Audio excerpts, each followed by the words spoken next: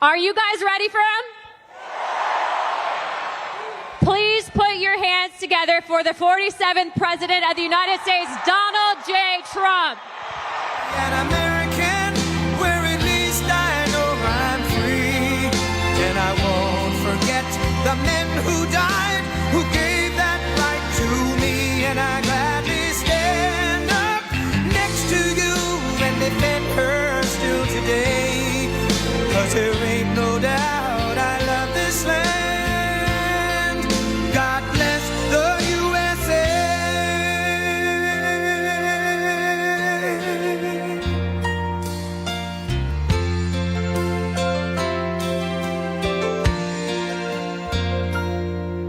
From the lakes of Minnesota to the hills of Tennessee, across the plains of Texas, from sea to shining sea, from Detroit down to Houston and New York to LA, where there's pride in every American heart, and it's time we stand and say that I'm proud to be an American, where at least I know I'm free. And I won't forget the men who died, who gave that right to me. And I gladly stand up next to you and defend her still today. 'Cause there ain't no doubt I love this land. God bless the USA.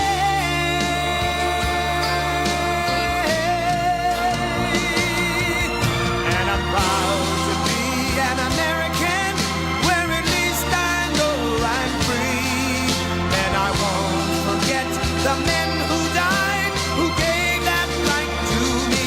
And I gladly stand up next to you and defend her still today. 'Cause there ain't no doubt I love this land. God bless the USA.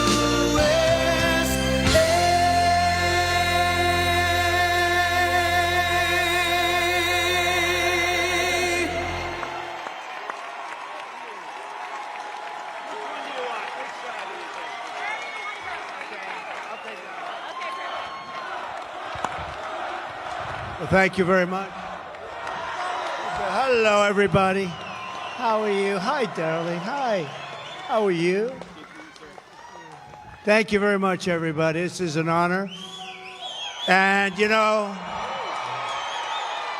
I walked in, the first question that I asked, should we change the name from Fort Liberty back to Fort Bragg? First question.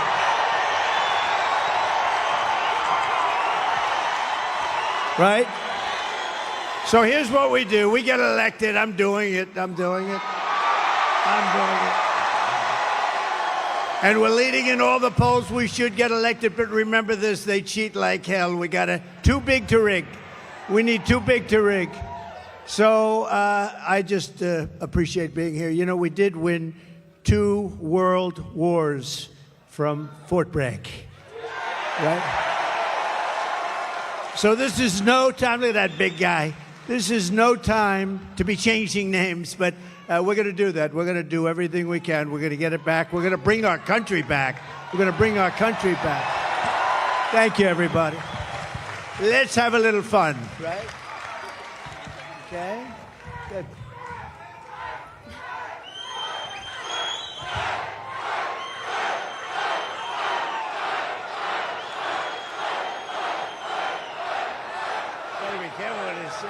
Go ahead. Mr. President, I don't think you'd have a problem with North Carolina. I think they love you here.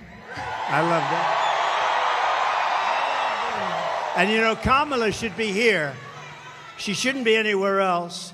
And they're missing $1 billion that they gave to migrants coming into our country. Some of them are murderers. Some of them are drug dealers. Some of them, many of them, 13,099 murderers came into our country during their 3.5. And we're missing $1 billion they gave them to the migrants that came in. And now we don't have the money. We'll do it. but they don't have the money to take care of. That's why they're giving you lousy treatment in North Carolina in particular. And we don't like that, so we're going to let it be known. And they have to get a lot better because people are not happy. Well, you're absolutely right, Mr. President. And before we start with the town hall, I actually wanted to mention that one of your friends here is Silk. Silk, are you here? Where are you at? Oh. Where? Oh. I'll tell you, she is my friend, too. And she is my friend.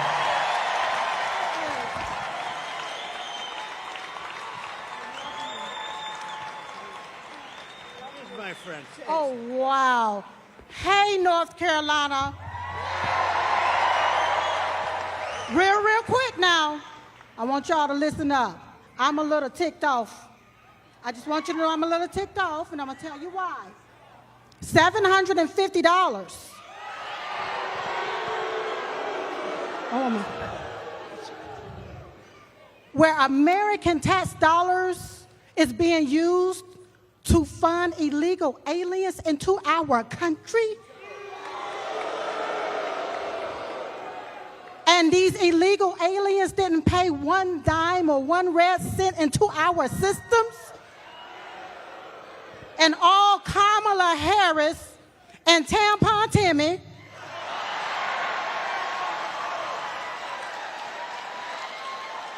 want to give us $750? Listen, you all, we only have one choice. One choice, and that's President Donald J. Trump.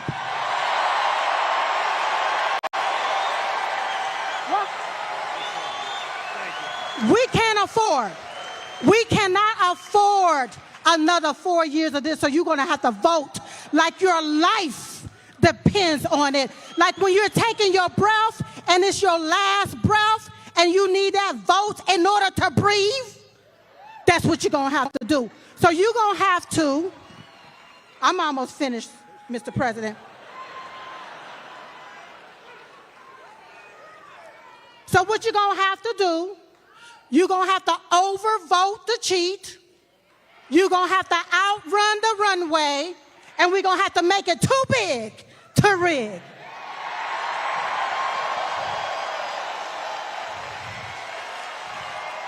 Woo! Now I can feel Diamond rising up in me. Because you have to vote right so you won't get left again. Vote red, R-E-D. Remove every Democrat.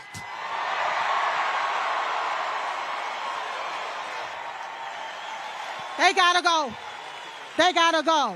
Now, while the media continue to play the race card, we're gonna continue to play the Trump card so we can win, win, and win. Thank you, everybody. Thank you. So, you know, it was 9 years ago, and my beautiful wife, our First Lady, we love our First Lady. Did you see her interview on Sean Hannity and with Ainsley in the morning? She did great. But 9 years ago, she came to me. She said, you know, there are two women, and they are really incredible. I said, who the hell are they? He said, you got to see this. You're not going to believe it. They had a thing. And we fell in love like almost immediately. Yes. And her sister was just unbelievable too. Yes. And she passed away like a couple of years ago now. It's a long time ago, it Yes. seems. It goes fast, right? But Yes. what a great combination. We love you both. They were loyal to me from day one. When they heard stuff, they said, that's a lot of crap. They won. They were with me from day one. They won. And that Trump sign gets bigger and bigger. I said, that's so nice, I want to buy one for myself. But Don't you worry, Mr. President, I'm going to give you one. I mean, I don't worry. That's But right, you know baby. what? Yes. You know what? We appreciate your loyalty, your friendship. Thank you. And I saw Silk backstage. I said, I'm bringing you upstage. I'm going to bring you upstage. And we miss your great sister. Yes. And we love you. And thank you very I love much. you so Thank much you. more.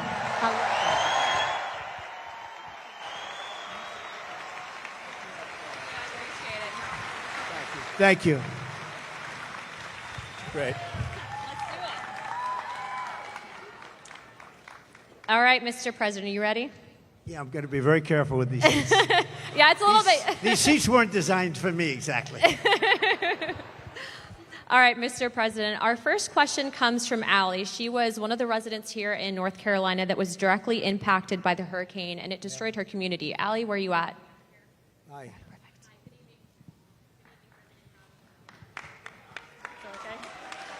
Good evening, President Trump. My name is Allie, and I'm from the foothills of North Carolina. Our entire community has been decimated. Thank you, President Trump, for visiting the disaster sites to bring attention and donating millions in relief. Thank you, Allie. This week, we have learned that not only did 13,000 murderers illegally cross our border, but FEMA is out of money because they have been providing $9,000 to every illegal. Enough is enough. We must put Americans first. How soon will you start deporting the murderers? So let me just tell you that you're right about that. It's 13,099 to be exact. And murderers, many of these people murdered more than one person. One did 7. These are not people we want in our country. So this was, I guess, released by somebody that loves us, maybe in Border Patrol. We don't know exactly where the numbers, but these are certified numbers. And you had 16,000 drug traffickers. You had numbers that nobody's ever seen, 645,000 criminals overall. They're in our country. Nobody has any idea. They're from places unknown. Nobody knows who they are, what they are, but we know that we have over 600,000 people released into our country, along with the ones that you were talking about, the 21,000. But of them, 13,000, more than 13,000 are murderers. And some were on schedule to die. They were scheduled for the death penalty. And we have them now nicely ensconced in our country. I'll tell you what, we have the worst president and the worst vice president in the history of America. They are horrible. They are horrible. That could happen, and just the concept of open borders doesn't make sense. You know, we built 500 miles of wall more, and we're going to add another 200, much more than I said I was going to do. And that's why we had the best numbers ever. Oh, the chart. So you know the chart? My favorite chart, Allie. My favorite piece of paper, my favorite chart. But we had a chart. Do you have something up here they could show? Oh, I love that. I love that chart. Oh, I love that chart. If I didn't look to the right, I wouldn't be going to Butler tomorrow. You know, we're going to Butler tomorrow. If I didn't look over. So, no, but that, if you look at the chart, at the arrow on the bottom, that shows the lowest number in the history of our country. That was the day I left office. And these clowns took over. And what they've done to our country, between that and so many other things, what they've done to our country. But, you know, I view inflation was the worst we've ever had, I think. They say, oh, it was only in 48 years. Somebody, one of the fake news back there, they corrected me one time. They said, no, 48 years. Oh, okay. But it wasn't. I believe it was the worst that we've ever had. And that's been one of the big problems. But to me, and I know that you talk about the bad economy, you talk about all of the costs, and the costs are so bad. To me, the worst is the border, because it's like what they're doing is they're destroying our country. And it's not easy. We're going to get them out. We're going to have the largest deportation in history. I'm not proud to say that either, but it's a tough thing to do. And we're going to get, Anna, we're going to get the criminals out. We're going to start with the worst of them, and we're going to get them out. And you know who's going to help us? Local law enforcement. Local law enforcement. They're going to be great. They know their names. They know their serial numbers. We're going to get them out. And, you know, very simply, we have a little thing called MAGA. Everybody here knows MAGA. It's called Make America Great Again. That's what we're going to do. We're going to make America great again. Thank you, darling. Really good question. Thank you. You know, Mr. President, to your credit, too, I think that's largely why you've actually outpaced every other candidate for president with the support from the Hispanic American community, because it's not just a race thing. We all want border security. So thank you, Mr. President. It's an incredible community that I don't know, it's just a very energetic. You know that, right? It's energetic. And they're very entrepreneurial, and they love our country. And we've gotten record numbers with the Hispanic community. And I don't know, it just works. I think they It love you. just works. So I appreciate it very much. Thank you. Thank you, darling, very much. Thank you, guys. All right, Mr. President, our next question is from John. He was a Green Beret captain who was actually kicked out of the military. I think he's going to share his story with you. 1 second. Hi. Good-looking guy. Thank you. Good evening, Mr. President. I'm John Frankman. I was a Special Forces Green Beret who was forced out of the military because of the COVID-19 vaccine good mandate. stuff, right? That's good. That's good. So the Biden-Harris DoD COVID-19 vaccine mandate was very damaging to the military. It forced thousands of service members out, and thousands do not want to join now. The Biden-Harris DoD has the lowest recruiting in modern history, and now they're pushing more woke training. So how do you plan to repair the military from the damage that was done and hold military leaders accountable? So I want to have them come back into the military with pay. And, you know, they've been talking about that, but it never happened. They never did what they said they were going to do. There should have never been a mandate. That should have never happened. You should have been given choice, as we say. We want choice in education, and we want a choice there, too. And that should have never happened. And, you know, we've lost some of our best people in the military, too. Did you leave? Did you leave? Did you ever take the vaccine or anything? I never did, sir. So you want a choice, yeah. And do you want it? Would you go back in if they were able to? As long as there's accountability, potentially. Yeah, no, there would be accountability, is right. They're going to will fire their asses, but they would. We don't want to lose this guy. We want to get. He's central casting. We want to get him back in. Yeah, we're going to take care of it. I hope you do come back, or I hope you do very well outside. To be honest, wherever you are, I just want you to do well. But we're going to get a lot of people coming back. They should have never had the mandate. The mandate was a big mistake, and they treated people terribly, terribly. Okay? Thank you very much. Great. Mr. President. You look great. Thank you. We lost a lot of great people. Also in other, you know, in police forces, I mean, a lot of people were forced into doing things they didn't want to do. But I love that question. That's a great question. Thank you very much. I also, too, if I could, Mr. President, I don't think I've told you this story yet, but actually we had some of our friends that had been deployed, and one of our friends actually was shot pretty badly and ended up going to Walter Reed. And to put in perspective, there's a lot of politicians that will take photos with the military, but they don't care. But President Trump actually went privately, didn't ask for a photo opportunity, and he said thank you to our friend that had been shot in combat at Walter Reed. His heart's in it. He loves our community. And when I say that he has your back and he's going to make sure that they're accountable, he will. Thank you. Thank you very much. And I'll tell you, we have a great military, we really do. But Walter Reed, you mentioned the name, and that hospital was unbelievable. The doctors are unbelievable. They had a lot of problems with getting there, getting to it, managerially getting in to see. But we had the best doctors. They could do things that nobody else could do, and they got to see some really badly hurt people. And the level of talent at Walter Reed, it's just an incredible hospital. So we have to pay our due respects. You hear so much about government-owned or whatever. I don't think there's a better hospital in the world than Walter Reed, so we should say that, right? Yes, sir. Yes, sir. Mr. President, our next question comes from an active duty service member here at Fort Bragg. They like it. Austin, where are you at? Oh, front row. That was good. Good evening, Donald Trump. Thank you. President, never mind. I've never done this before.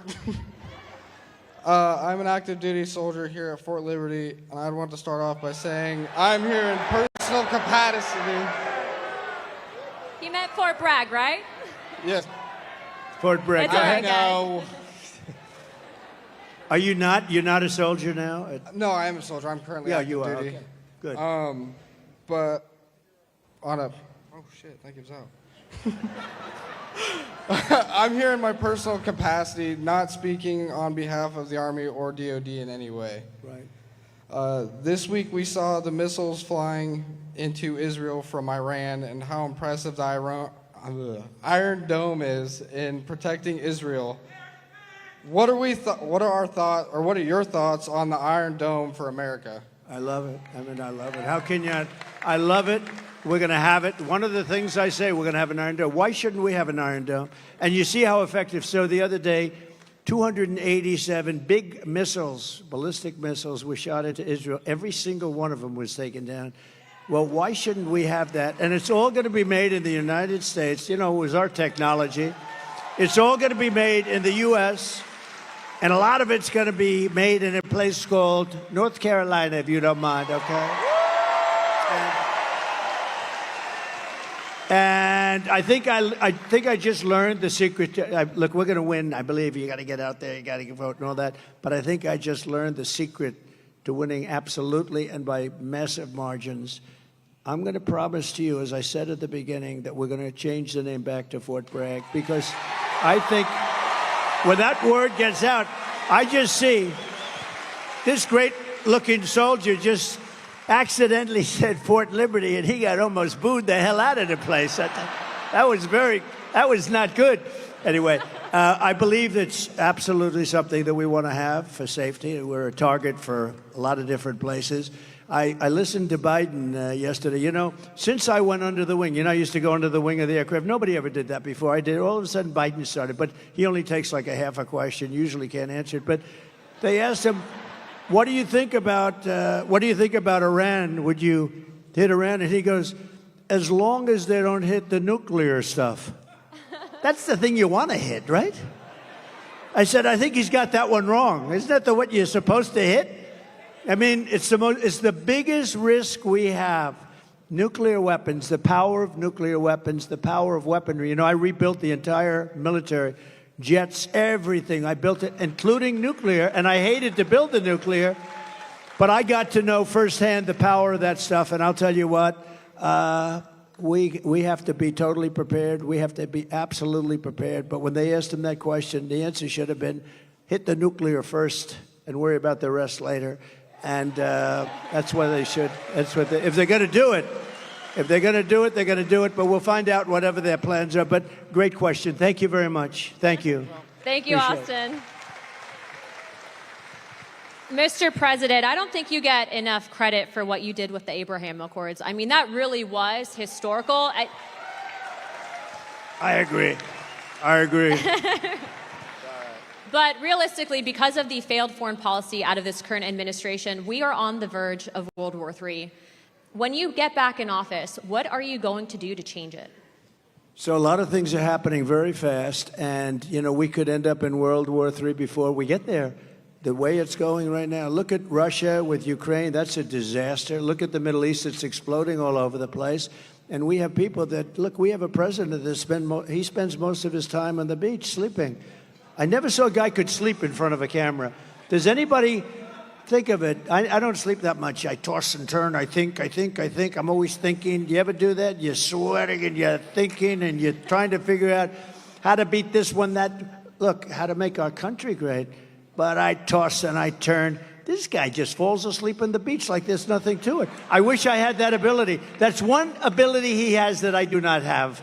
And I wouldn't mind having it. I could use a little extra sleep. But we are going to do things with our country. We just have to be respected again. You know, Viktor Orban, he's, you know, the fake news, a lot of fake news back there, by the way. But the fake news, you know, they call him a strong man. He's the head of Hungary. And we have, and he's, you know, very strong guy, very tough guy. But, I mean, more than anything else, a very smart guy. And they said, why is the world blowing up? You have the Middle East is blowing up. You have Russia, Ukraine. That could lead to catastrophe. You talk about nuclear weapons. That could be a total catastrophe. Why is it? He said, if you put Trump back in the White House, it's all going to end. You're going to have peace. You know, we had 4 years. We didn't have any wars. We didn't have any terrorism. We didn't have anything. And I won't tell you exactly what he said. Maybe I will. He said because they were afraid of Trump. I don't want to be the one saying that, but they were probably afraid of me because they think I was crazy. And that's a good thing to think, right, soldier? They said, this guy is crazy. But no, he said that you put Trump back in the White House, you're not going to have all of that stuff is going to heal. October 7th would have never happened. The attack on Israel would have never happened. Remember, Iran was broke. They weren't giving money to Hezbollah. They weren't giving money to anybody, any of these, they call them delegates of terror, a lot of different names, but it's always of terror. And there was no money for Hamas. And now you look, you know, because you were such a big part of it, we had no attacks, we had no terrorism, we had no nothing. For 4 years and I wanted to talk about it during the 4 years, but that's never smart, right, Robert? That's never smart to do. So I didn't, but I talk about it a lot now. We had no attacks. We had none of this stuff going on. We defeated ISIS, by the way. We took ISIS. We defeated them in 4 weeks. It was supposed to take 5 years. I rebuilt the military, and we had a military, and we have great generals, not the television guys, by the way, the real generals. I'm talking about like Raisin Cane, General Raisin Cane. You know who that is? But we defeated ISIS quickly. It was supposed to take 5 years. We did it in 4 weeks. We have a great military, and we have a military that's not woke. You may have a few people on the top that are woke, and we're going to get rid of them so damn fast, your head's going to explode.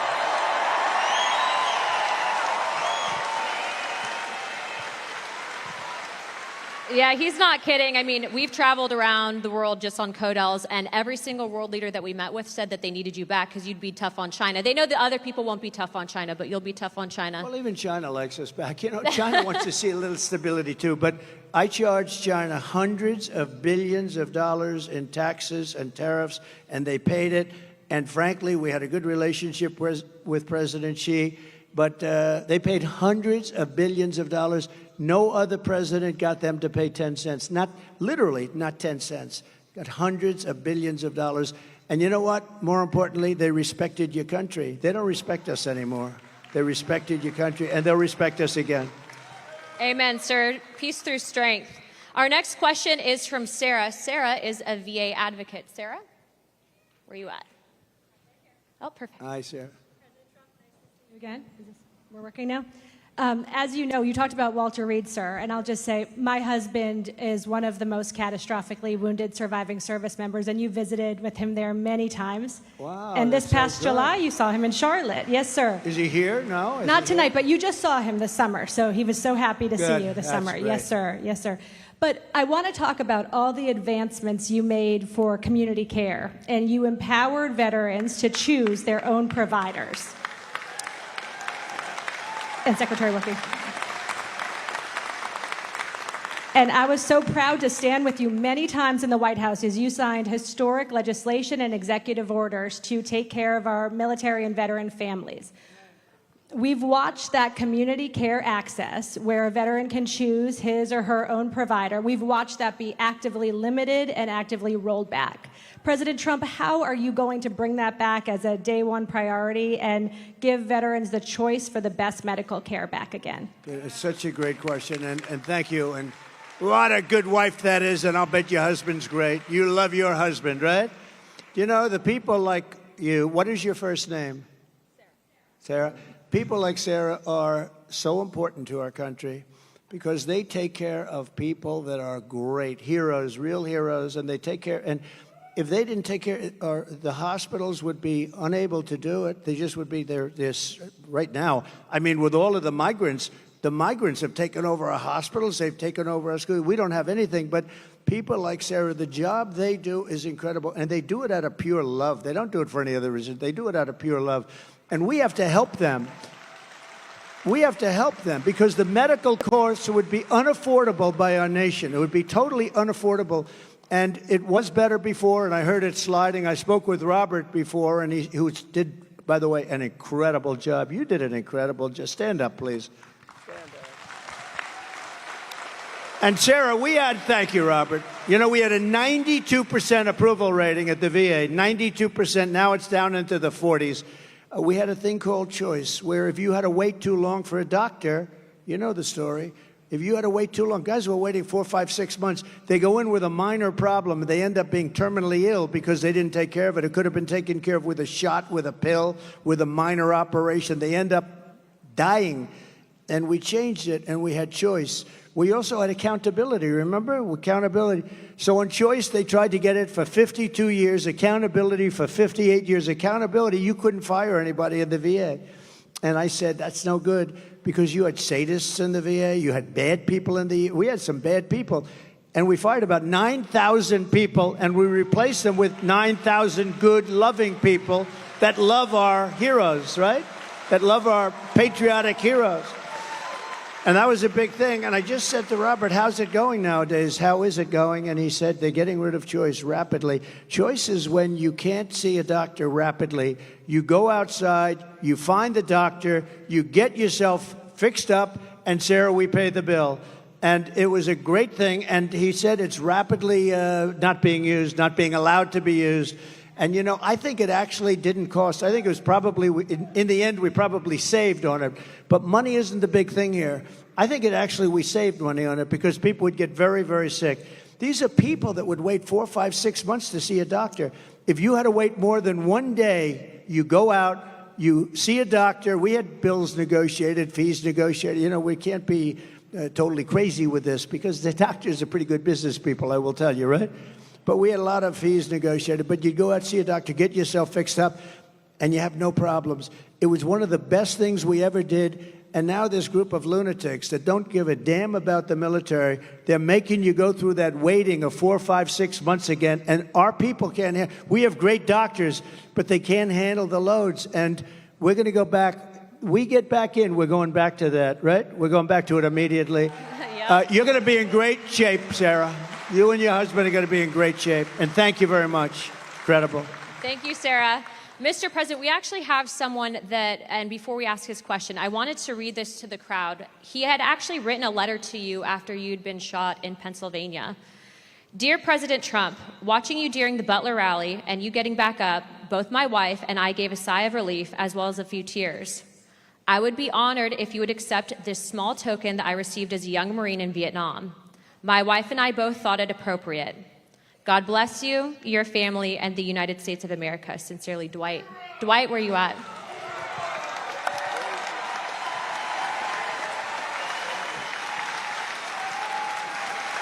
Thank you.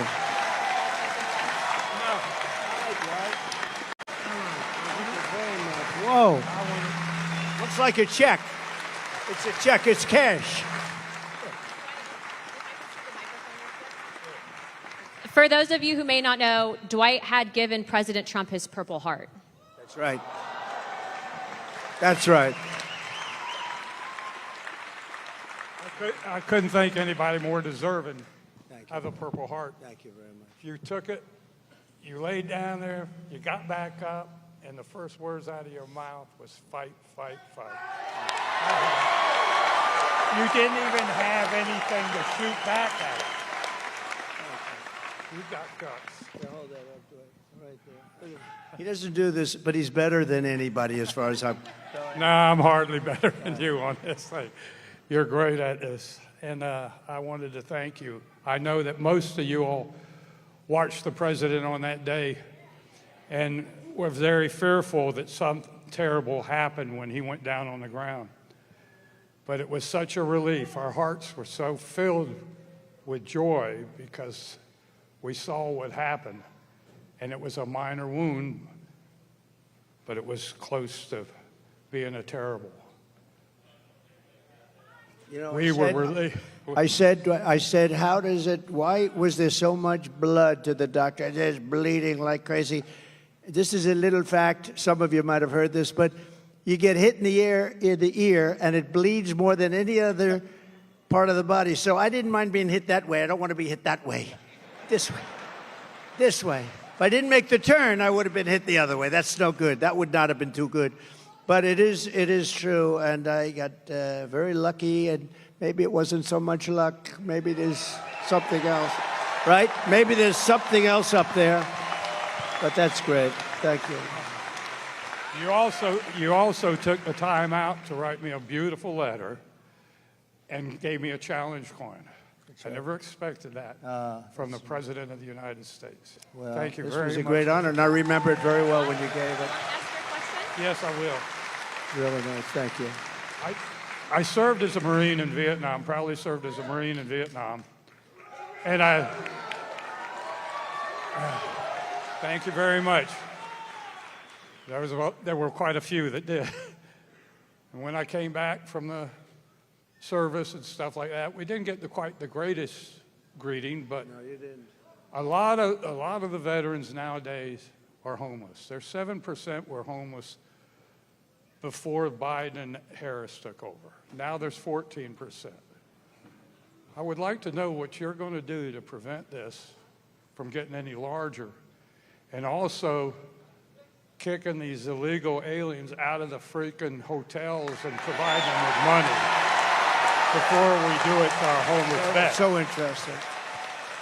So one of the things that most angers me about this is the 21 million people plus. You know, they say it's 10, it's 12, whether it is or not, it's much more than that. It's 21 million, and it's probably with the gotaways and everything a lot more than that. But one of the things that most angers me is that you have veterans on the streets in front of a hotel, and you have illegal immigrants. Some of them are serious killers and drug dealers and all the people that we talked about before, and terrorists. And those people being walked into a hotel, and they're staying in a hotel, and they walk by veterans who are sleeping on the street. And it could be cold, it could be hot, and it bothers me. If we stop, if we close our walls, we're going to be able to handle it. They are spending so much money on taking care of the illegal migrants, now we call them. We used to call them illegal aliens. I call them whatever the hell I want to call them. So do you. But they're not supposed to be here. And we're going to close the wall. First day, we're going to do a couple of things. First day, we're going to drill, baby, drill, and we're going to close the wall. We're going to close it up. And we're going to have to take people out. We cannot have killers. Do we agree? Does anybody want to leave the murderers, the drug dealers in our country? Do you know one of the little facts that's very sad but makes sense? That all these things I predicted 3-4 years ago, I was saying this is going to happen. Now it's happening. The migrant crime, it's a massive crime. But all of this that's happened, everybody, it's common sense that it was going to happen. And we're going to have to get them out because we have no choice. It's not sustainable by any country. We have done things that are so stupid. Like, as an example, I consider it to be less important, but it's very important still because it's a way of life. Men playing in women's sports, okay? Who wants that? And who wants open borders? Because open borders is so, you say, how does a thing like that happen? All of these policies we're going to be changing, and we have now somebody running as a radical left person. You know, more left by far than Pocahontas. More, you know who that is?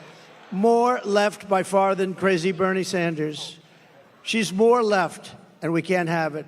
So we're going to take care of your people and your friends. You got a lot of friends out there that don't have a place, and we're going to do it, and we're going to do it fast, and we're going to put money to it. First of all, we're standing on the greatest power. It's called liquid gold. We have more than any other country. We don't use it. We get oil and gas now from Venezuela. Do you believe it? We're going to take our own, and we're going to make a lot of money. So we're going to make a lot of money. We're going to take care of our veterans properly. We're not going to have that happen anymore, okay? Thank you, Dwight. Thank you. Beautiful guy. Beautiful guy. I think I'm going to stand. This chair is the most uncomfortable chair I've ever. First of all, it spins. And the one thing I don't want is to fall on my ass, because that will be the only story. They'll say, sir, you did great. Too bad you fell. That would be the only story. So I'm not sitting in that sucker. I think it's a booby trap. That was put there by Kamala.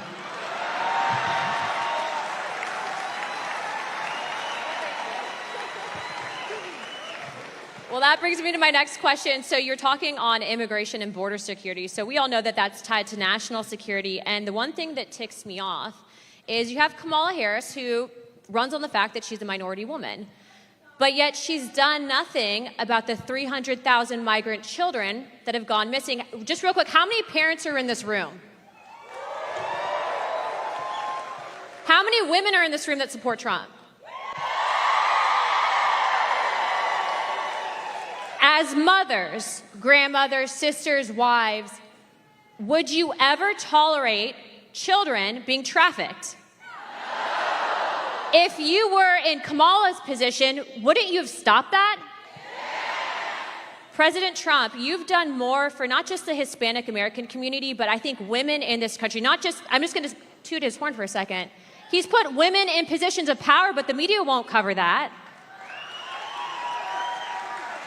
They won't because it doesn't fit their narrative. They want women to hate him, but guess what? We don't hate him, we love him, don't we?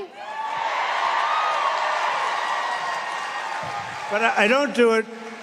I don't do it really for a pure, really great reason. I just do it because I want results. And I just find women to be smarter than men. Does that make sense? Men, you don't mind I do that every once in a while. It's not bad. Thank you. Thank you.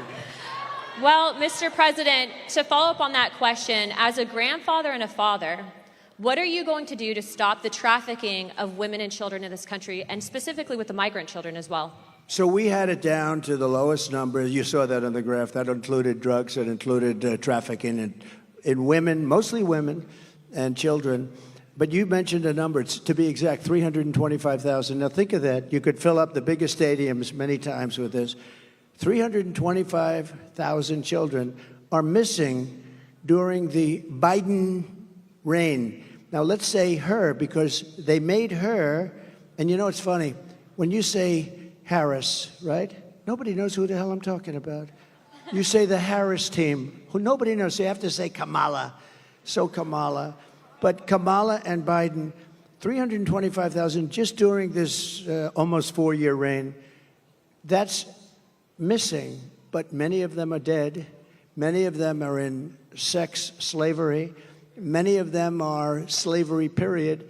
And they're gone, and never to be seen probably by their parents again, never to be seen. Their parents are all over the world looking. They're looking for them.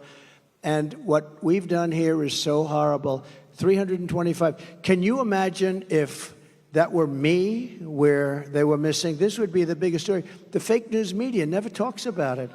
You know what they're not talking about? And you know, Anna, you know what they're not talking about? They're not talking about something else that's very important.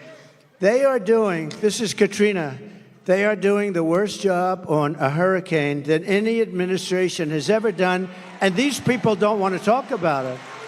They don't want to talk about it. People are saying it's the worst job, and you people know it. A lot of you people know it because you're here, but they've done the worst job. Kamala has done the worst job, and it's really like her because she was put in charge. Now she said, I wasn't the border czar. They shouldn't call. Well, she was always the border czar. She never went to the border until a little while ago. And then she made a speech like, I'm going to start getting very tough. Why didn't she do it 4 years ago? You know, you could always say, why didn't?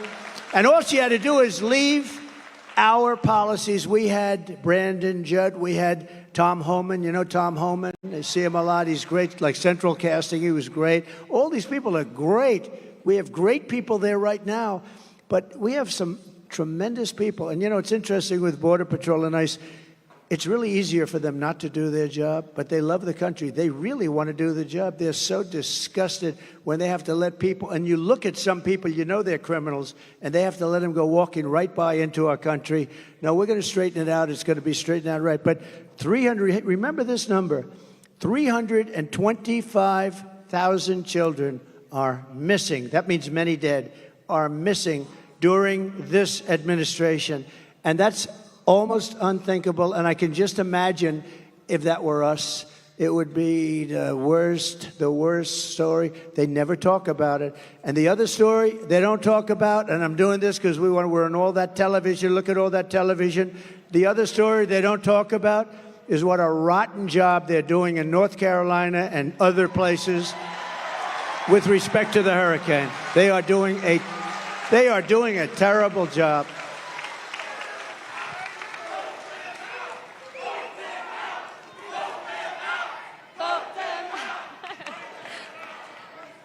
Mr. President, to follow up on that, because the media is here, I do believe that they've intentionally, and this is my opinion, not helped out those residents because it's red communities that are impacted. Let's call a spade a spade. Do your job and do better. Anna, one thing. So Elon Musk, we all love Elon, you know, Elon. We have to take care of our brilliant people. We don't have too many of them, right? There aren't too many brilliant people. But I got a call, an emergency call 2 days ago to speak to Elon, and he endorsed me very strongly. He endorses me almost every day. He wants us to win so badly.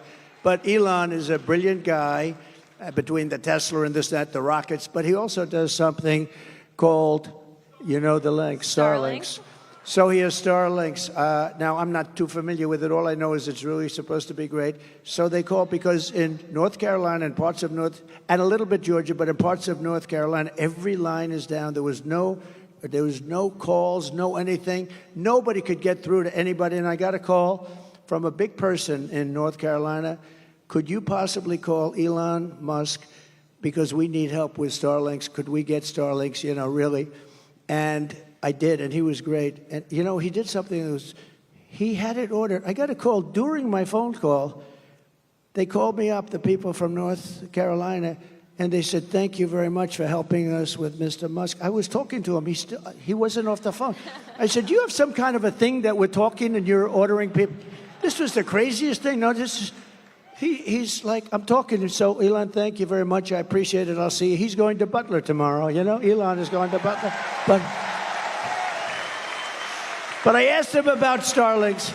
Would you be able to get a certain section of Georgia? They're going to fly them in with helicopters and everything else. Would you be able? And as I'm talking to him, they're calling me on the other line, thanking me for getting it. So I got to ask him what the hell that was all about, right? He's probably got some little contraption that he's going like this as he's talking to me. He's incredible, that guy, I'll tell you. But he got a tremendous for Georgia and for North Carolina, the Starlinks. They got here's the one thing they have to do. They have to distribute it. They have to get it out there. He got it here, but they have to get it out there. They're not getting it out. That's FEMA. They've got to get it out. So important. But he's really done a great job, so we appreciate it. Thank you, Mr. President. Thank you for all you're doing continuously. Our next question is from Pete, who is a Marine Corps veteran, and his question is going to be covering the withdrawal of Afghanistan. Pete?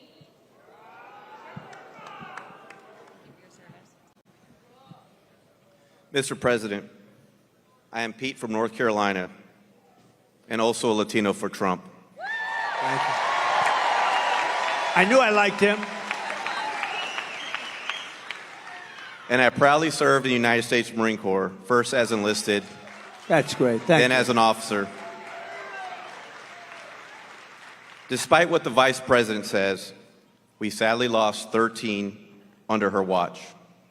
It sickens me, many of my fellow Marines, as well as my friend, Lieutenant Colonel Scheller. There has been zero accountability for the terrible withdrawal. What will you do to make sure we have accountability for what happened? Okay, it's great. It's like, I know more about that subject than any subject we spoke about, because I think it was the most embarrassing moment in the history of our country. There was never anything. I don't think Putin would have gone in and invaded Ukraine if that didn't happen. He saw that. He said, hey, these people are stupid people. They're idiots. And, you know, they only respect power and force. When they saw that, by the way, if I were president, Putin would have never done it, period. And you would have never had the attack, and you wouldn't have had inflation, and you wouldn't have had the problem that we're talking about, because, you know, I had it down to 5,000. I was getting out. They were there for 20 years. But a couple of things were done wrong. Number one, they should have kept the military base, right, Bagram. So you have a military base, one of the largest bases in the world. We left it. It's 1 hour, forget about Afghanistan, it's 1 hour away from where China makes its nuclear weapons, okay? You got to keep that, and they didn't. They fled, they left. We had, as you know, 18 months. I called up Abdul. Abdul is the head of the Taliban. That's the ones that do the shooting, okay? Not the Afghans. It's called the Taliban. And the press said, why would you call him? Because that's where the shooting is. And I called him up. We didn't have, it was nasty. We didn't have one soldier killed, because they were killing a lot of our soldiers, the snipers, and a lot of them with the Obama-Biden administration before I got there, and a lot of them. And I called them up, had a rough call. And after that call, we didn't have one soldier killed for 18 months. We didn't have one soldier shot at for 18 months. And then we had a terrible election. We're not going to let that happen again. We can't ever let that happen again. We're not going to have what a shame that was. But we had an election, and these guys took over, and it all started up again. And what they did with that withdrawal was so bad. Number one, we lost 13 great soldiers. And as you know, I know the parents of a lot of them. but we lost the soldiers. We left $85 billion worth of equipment behind. We left Americans behind. Everything was wrong, and we embarrassed our country. I really mean, I think it was the most embarrassing. The one thing you do is you take the soldiers out last. Okay, they took the soldiers out first. A 5-year-old child would tell you that. The other thing you do is you fire every general that was involved in that case because those guys were incompetent. And you haven't heard the last of that, I promise you. You have not heard the last of it. What a terrible thing that was. Worst, one of the most embarrassing, me as a person that loves our country, that was the most embarrassing moment in the history of our country, in my opinion. Thank you. We're gonna take care of that. I gotta get back in.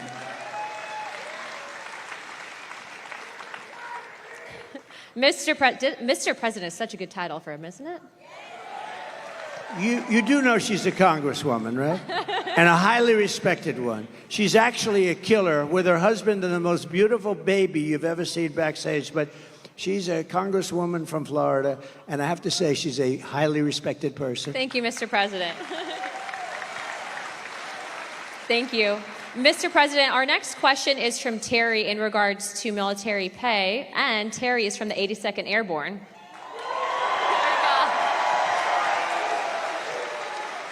Mr. President, thank you for being here. My name is Terry. I have had the honor of serving with the mighty 82nd Airborne. I'm also a proud member of the Lumbee tribe. The largest tribe in North Carolina. We have one of the highest percentage of military service in the nation, a higher percentage of the overall population. My question, sir, is about the military pay. You provided the largest pay raise in history to our military. Unfortunately, we have seen inflation skyrocket, and more service members and veterans are on fixed incomes and are finding it hard to pay for basics like grocery. What will you commit to increase military pay and bring down prices? Yeah, very good, Terry. I appreciate it, too. And it's very unfair. So I gave the largest pay raise in the history of the military, and I thought that was wonderful. But then when these clowns came in, these incompetent fools came in, they allowed inflation, and because of the energy policies, I think, mostly, but also because of their spending, but they allowed massive inflation, so your pay stayed here, and you were happy, and then all of a sudden the cost of bacon doubled, and the cost of everything else doubled and tripled and quadrupled. Interest rates went to 10%, so you could no longer, we were at 2%, and they went to 10%, so you could no longer buy a house. So many things happened. The answer is yes, I'm going to take care of you. I'm going to take care of our law enforcement. And you know who else I'm going to take care of? Our teachers. Our teachers are very underpaid. We're going to take care of our teachers. Okay? Going to take care of, and I did it.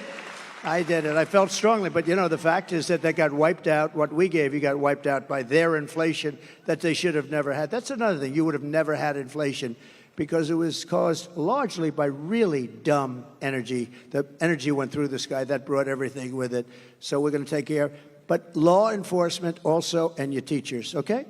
Thank you, Mr. President. We now have time for one last question. So our last question. Make this a good one. Our last one comes from Matthew. Matthew? He was an F-15 pilot. I won't hold that against you.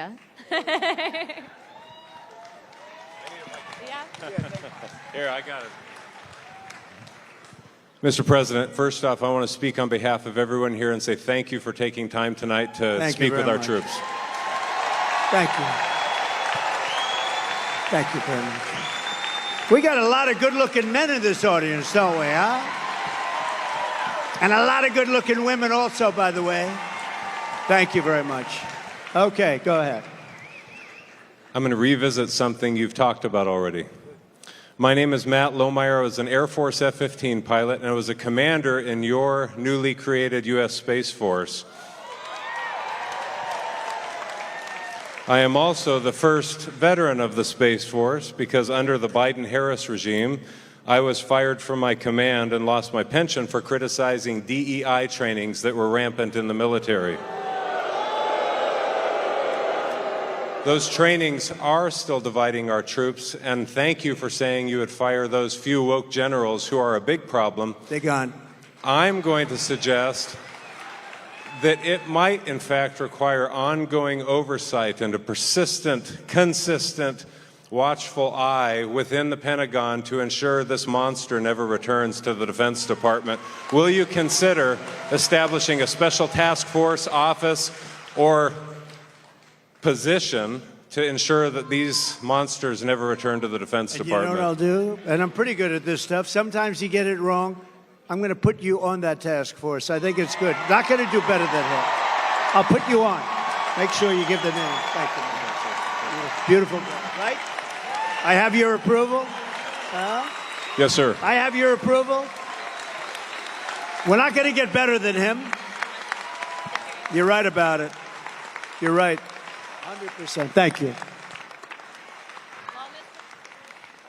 I'm cut.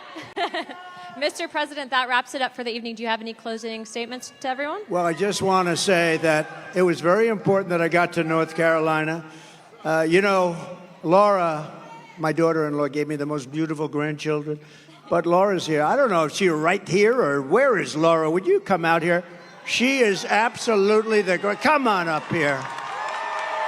Come on.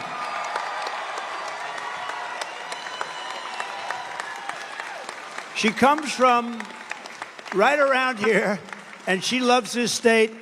And you better be careful because I'm going to blame her if anything happens in this state. That's true. I said, I'm going to but blame we're her. going to win North Carolina, are we not?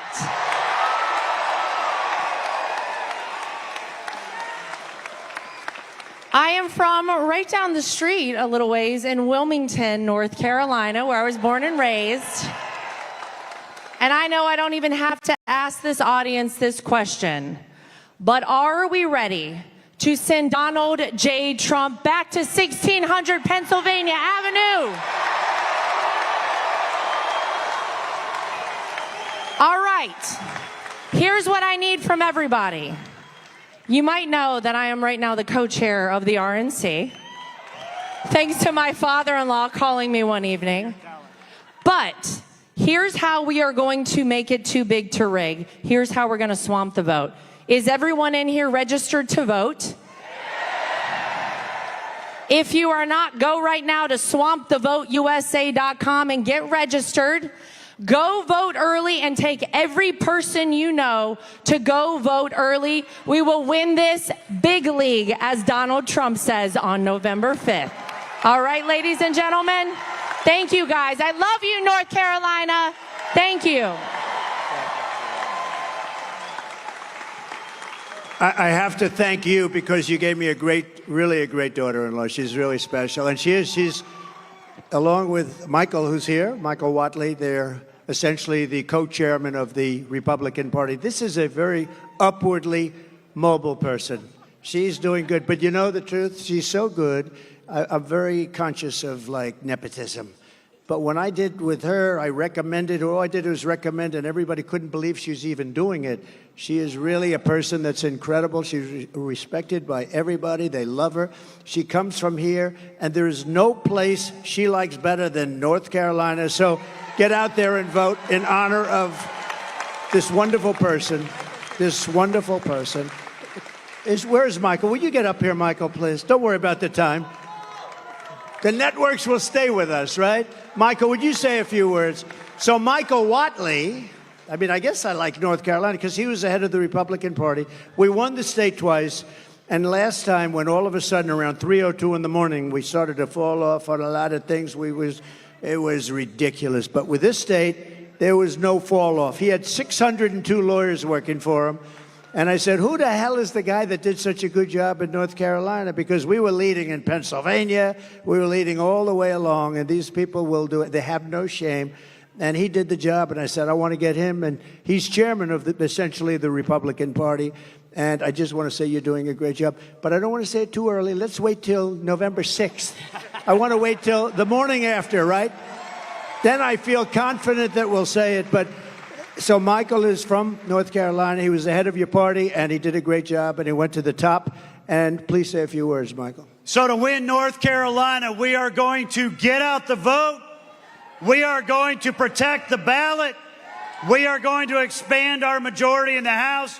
We are going to flip the Senate, and we are going to send Donald J. Trump back to the White House as the 47th President of the United States. Thank you, Michael. Thank you, sir. Thank you, everybody. Thank you. Thank you, everybody from Fort Bragg. Thank you.